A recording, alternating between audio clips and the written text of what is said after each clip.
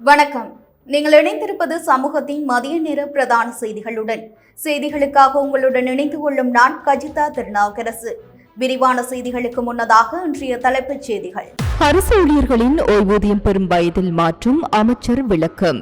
ஆயுத கிடங்கான நீர்கொழும்பு சிறைச்சாலை சாமியலரை சந்திக்க நபர்கள் அடையாளம். வன ஜீவராசிகள் திணைக்கள ஊழியர்கள் என்று சுகையின விடுப்பு போராட்டம். வவுனியா ஈப்போச சாலையில் பேருந்து சேவை முடக்கம், பயணிகள் கடும் அவதி. மாவட்ட செயலாளர் மாநாடு வெற்றி, அரசு சேவையில் புதிய மாற்றங்களுக்கு அடித்தளம். நீதியமைச்சர் பதவி விலகி மன்னிப்பு கோர வேண்டும், அஜித் மாண்டு பெருமை வலியுறுத்து. கடல் அலைகள் 2.5 மீட்டர் வரை உயரும் அபாயம், பலத்த காற்று மழை குறித்து எச்சரிக்கை. நீதியமைச்சருக்கு எதிரான பிரேரணியால் பயனில்லை, அதுவும் மண்கவும், சீலரத்ன தேரர் சுட்டிக்காட்டு. ஊழல் மோசடிகளை நியாயப்படுத்தாதீர்கள், அரசியல் பழிவாங்கல் குற்றச்சாட்டை முறியடித்து அமைச்சர். அவை எமது தலைப்புச் செய்திகள். இனி தொடர்பான விரிவான செய்திகள். ஓய்வு பெறும் வயதை மாற்றுவது தொடர்பில் தற்போது பல்வேறு தரப்பினரிடமிருந்தும் கோரிக்கைகள் கிடைத்து வருவதாகவும் இந்த கோரிக்கைகள் தொடர்பில் அரசாங்கம் பரிசீலித்து வருவதாகவும் அமைச்சர் நலிந்த ஜீதிச தெரிவித்துள்ளார். நேற்று இடம்பெற்ற மேரிகம வைத்தியசாலையின் சிறுநீரக கற்களை அகற்றும் புதிய சிகிச்சை பிரிவை திறந்து வைக்கும் நிகழ்வில் கலந்து கொண்டதன் பின்னர் ஊடகங்களுக்கு கருத்து தெரிவிக்கும் போதே அமைச்சர் இதனை குறிப்பிட்டார். ஏற்கனவே பல்வேறு தரப்பு தொழில் வல்லுநர்களிடமிருந்தும் கோரிக்கைகள் கிடைத்துள்ளன.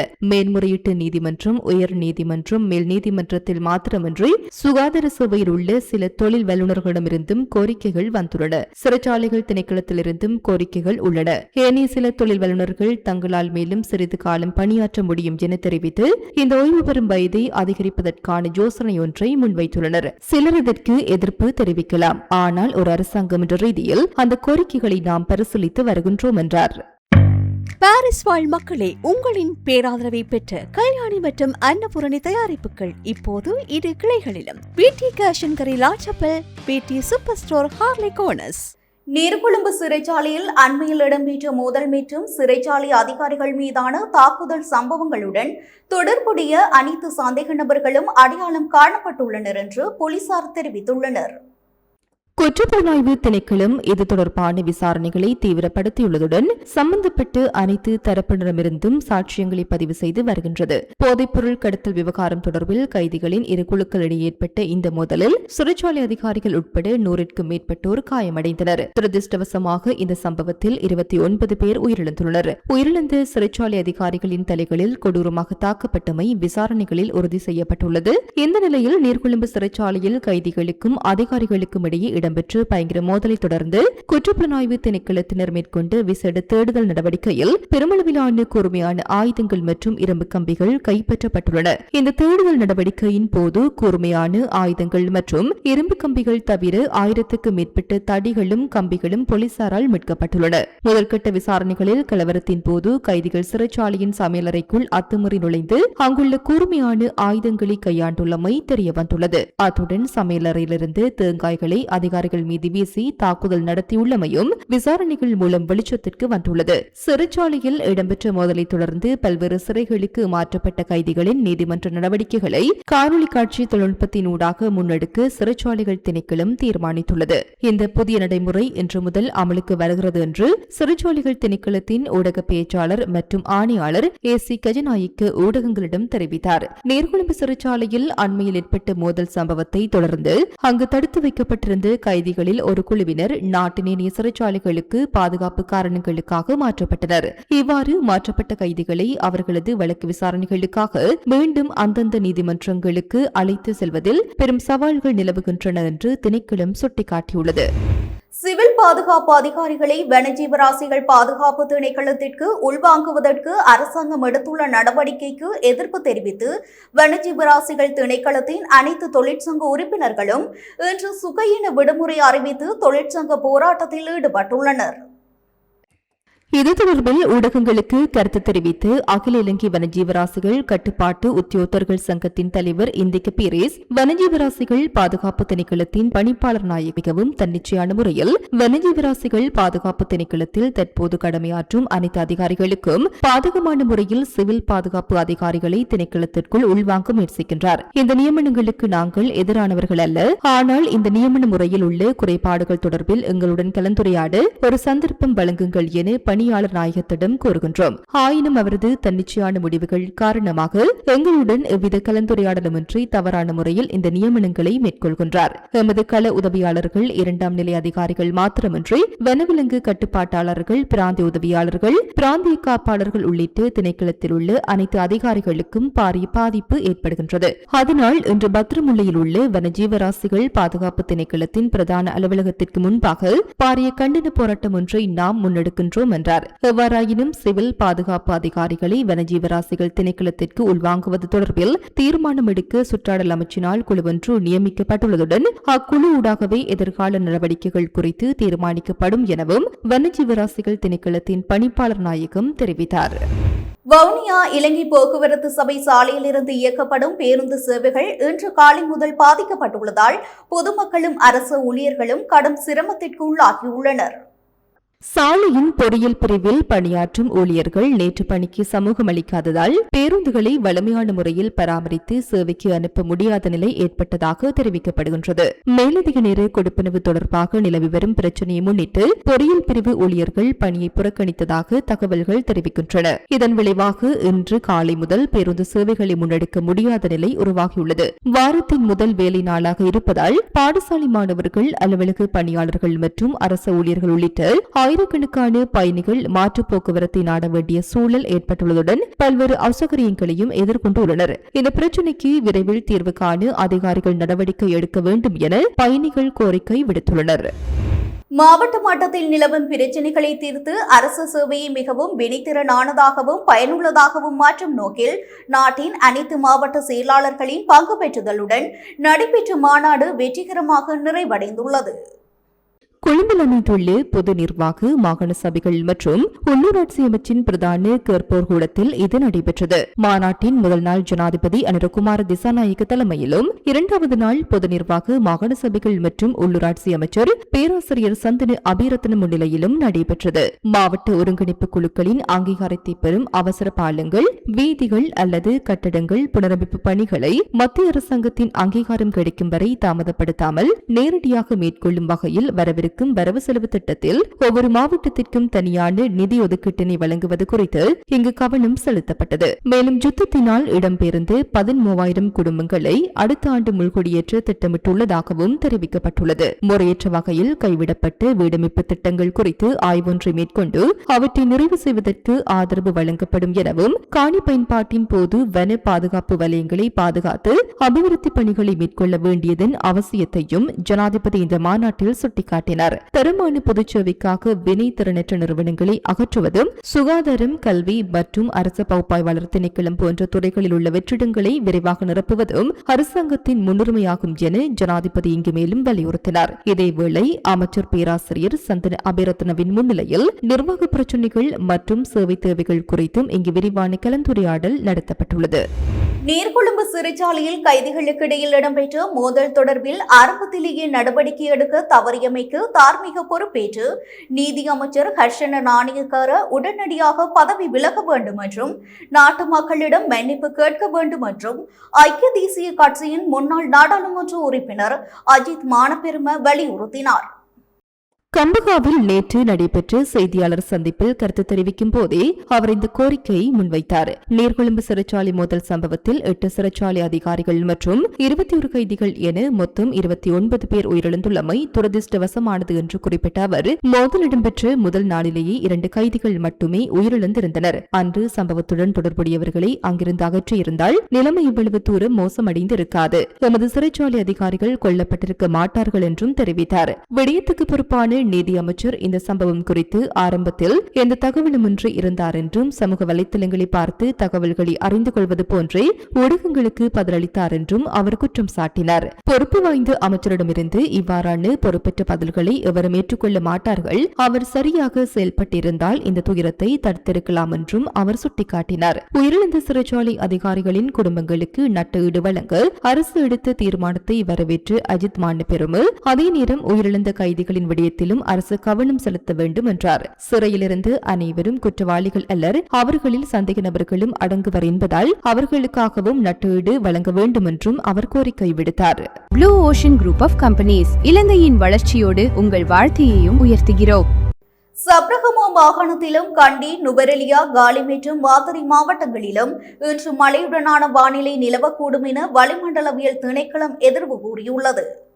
மேல் மற்றும் வடமேல் மாகாணங்களில் சிறிதளவு மழை பெய்யக்கூடும் என்பதுடன் நாட்டின் ஏனைய பகுதிகளில் வறண்ட வானிலை நிலவும் என அந்த திணைக்களம் தெரிவித்துள்ளது. மத்திய மலைநாட்டின் மேற்கு சரிவு பகுதிகளிலும் வடமத்திய மற்றும் வடமேல் மாகாணங்களிலும் மொனராகலை, ஹம்பாந்தோட்டை, திருகோணமலை மற்றும் மன்னார் மாவட்டங்களிலும் அவ்வப்போது மணிக்கு 40 முதல் 50 கிலோமீட்டர் வேகத்தில் பலத்த காற்று வீசக்கூடும். இதேவேளை நீர்கொழும்பிலிருந்து கொழும்பூடாக காலி வரையான கடற்பரப்புகளில் சிறிதளவு மழை பெய்யக்கூடும். காற்றானது தென்மேற்கு திசையிலிருந்து வீசுவதுடன் காற்றின் வேகமானது மணிக்கு 30 முதல் 40 கிலோமீட்டராக காணப்படும். சிலாபத்திலிருந்து புத்தளமூடாக காங்கேசன்துறை வரையான மற்றும் மாத்தறையிலிருந்து ஹம்பாந்தோட்டையூடாக பொத்துவில் வரையான கடற்பரப்புகளில் காற்றின் வேகமானது அவ்வப்போது மணிக்கு 50 முதல் 60 கிலோமீட்டர் வரை அதிகரிக்கக்கூடும். நாட்டை சுற்றியுள்ள ஏனைய கடற்பரப்புகளில் காற்றின் வேகமானது அவ்வப்போது மணிக்கு 50 கிலோமீட்டர் வரை அதிகரிக்கக்கூடும். சிலாபத்திலிருந்து புத்தளமூடாக காங்கேசன்துறை வரையான மற்றும் மாத்தறையிலிருந்து ஹம்பாந்தோட்டையூடாக பொத்துவில் வரையான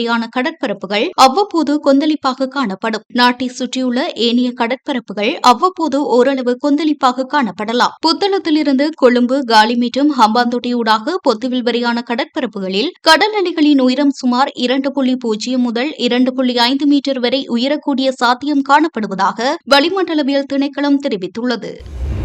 நீதியமைச்சர் ஹர்ஷன நாணயக்காரவுக்கு எதிராக எதிர்க்கட்சிகள் கொண்டுவர திட்டமிட்டுள்ள நம்பிக்கையில்லா பிரேரணையால் எந்தவொரு பயனும் ஏற்பட போவதில்லை என ஜனசித பெரமுனா கட்சியின் தலைவர் பத்ரமுல்ல சீலரத்ன தேரர் தெரிவித்தார்.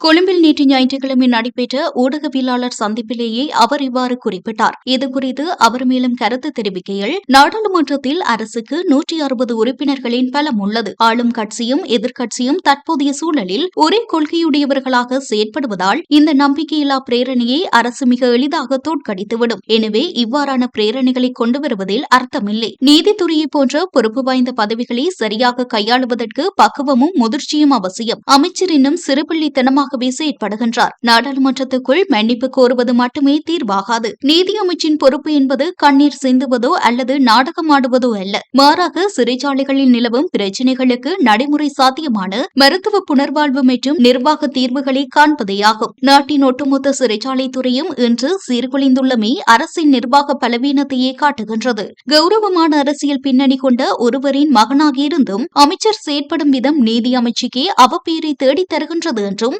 சீலரத்ன தேரர் தனது ஆதங்கத்தை வெளியிட்டார். ஜனாதிபதி அனுரகுமார திசாநாயக்க தலைமையிலான தேசிய மக்கள் சக்தி அரசு அரசியல் பழிவாங்கும் நடவடிக்கைகளில் ஈடுபடுகின்றது என்று எதிர்க்கட்சி உறுப்பினர்கள் முன்வைக்கும் குற்றச்சாட்டுகளை அடியோடு மறுத்துள்ள அமைச்சர் சுனில் ஹந்துன்னேத்தி, நாட்டில் தற்போது முன்னெடுக்கப்படுவது அரசியல் பழிவாங்கல் அல்ல, மாறாக சட்டத்தின் ஆட்சியை நிலைநாட்டும் பணிகளே என்றும் தெரிவித்தார். இது தொடர்பில் ஊடகங்களிடம் அவர் மேலும் கூறியதாவது, கடந்த காலங்களில் இடம்பெற்ற பாரிய ஊழல் மோசடிகள் தொடர்பில் மக்கள் வழங்கிய ஆணையின் பிரகாரம் சுயாதீன விசாரணை நிறுவனங்களின் ஊடாகவே சட்ட நடவடிக்கைகள் முன்னெடுக்கப்படுகின்றன. இதில் எவ்வித அரசியல் உள்நோக்கம் அல்லது பழிவாங்கும் நோக்கோ கிடையாது. அரசியல் செல்வாக்கை பயன்படுத்தி சட்டத்திலிருந்து தப்பிக்கும் காலம் முடிவுக்கு வந்துவிட்டது. குற்றங்கள் புரிந்தவர்கள் எவராக இருந்தாலும் அவர்கள் சட்டத்தின் முன் பதில் கூற வேண்டியது காலத்தின் கட்டாயமாகும். ஊழல் மோசடி தொடர்பில் நியமிக்கப்பட்டுள்ள ஆணைக்குழுக்கள் கடந்த காலங்களைப் போலன்றி மிகவும் வெளிப்படையாகவும் சுயாதீனமாகவும் செயற்படுகின்றன. இதில் எந்த தரப்புக்கும் சார்பாக செயற்படும் தேவை அரசுக்கு இல்லை. தங்கள் மீதான சட்ட நடவடிக்கைகளை தற்காத்துக் கொள்ள எதிர்க்கட்சிகள் அரசின் மீது அரசியல் பழிவாங்கல் என்ற முத்திரையை குத்த முயற்சிக்கின்றன. பேச்சு சுதந்திரம் என்ற பெயரில் ஊழல்களை நியாயப்படுத்த எவருக்கும் உரிமை இல்லை. அரசு மக்களின் பணத்தை பாதுகாப்பதிலும் ஜனநாயக விழுமியங்களை காப்பதிலும் உறுதியாக உள்ளது என்றார். உலகில் அதிக போக்குவரத்து நெரிசல் உள்ள நாடுகளில் இலங்கை 3வது இடத்தை பிடித்துள்ளது.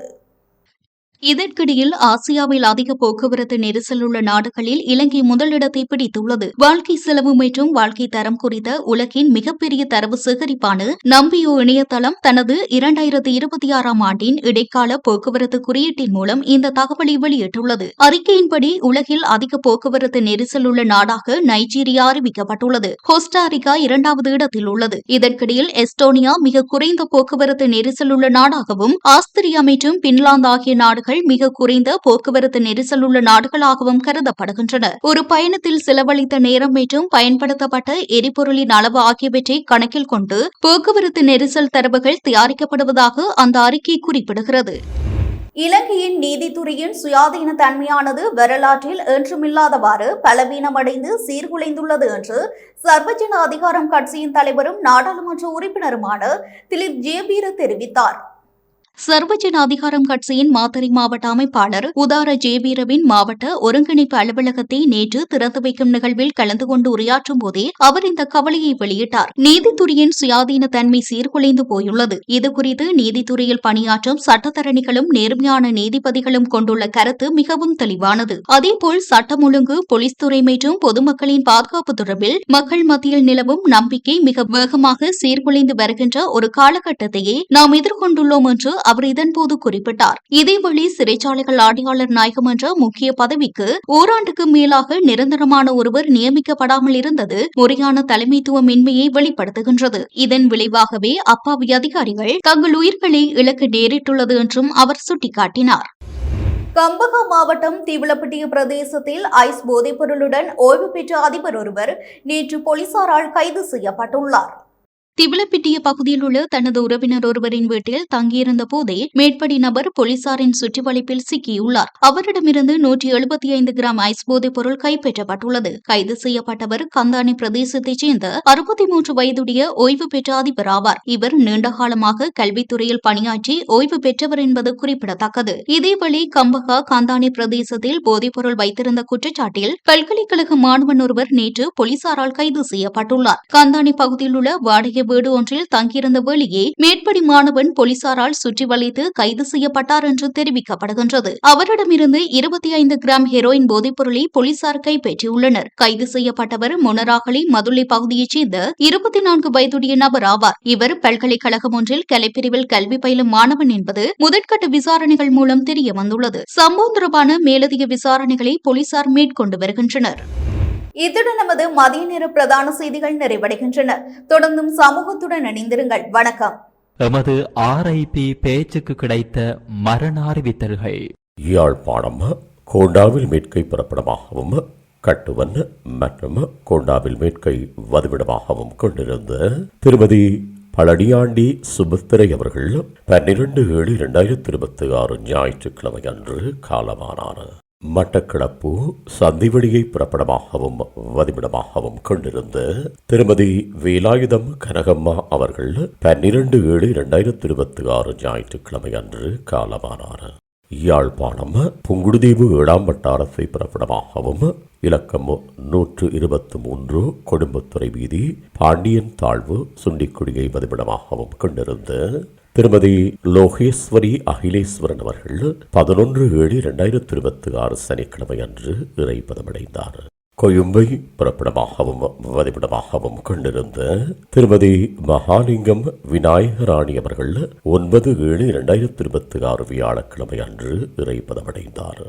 மேலே அறிவிக்கப்பட்ட அனைத்து மரண அறிவித்தல் இறுதிக்கிரியை பற்றிய தகவல்களை அறிந்து கொள்ள ரிப் பேஜை பார்வையிடுங்கள். இதற்கான லிங்க் கீழிருக்கும் டிஸ்கிரிப்ஷனில் பார்வையிடலாம். இது போன்ற செய்திகளை தெரிந்து கொள்ள சமூகம் நியூஸ் சேனலை சப்ஸ்கிரைப் செய்து அருகில் உள்ள பெல் பட்டனை கிளிக் செய்யுங்கள். மேலும் இது போன்ற செய்திகளை உடனுக்குடன் தெரிந்து கொள்ள சமூகமீடியா.com என்ற இணையதளத்தின் வாயிலாகவும் எங்களுடன் இணைந்திருங்கள்.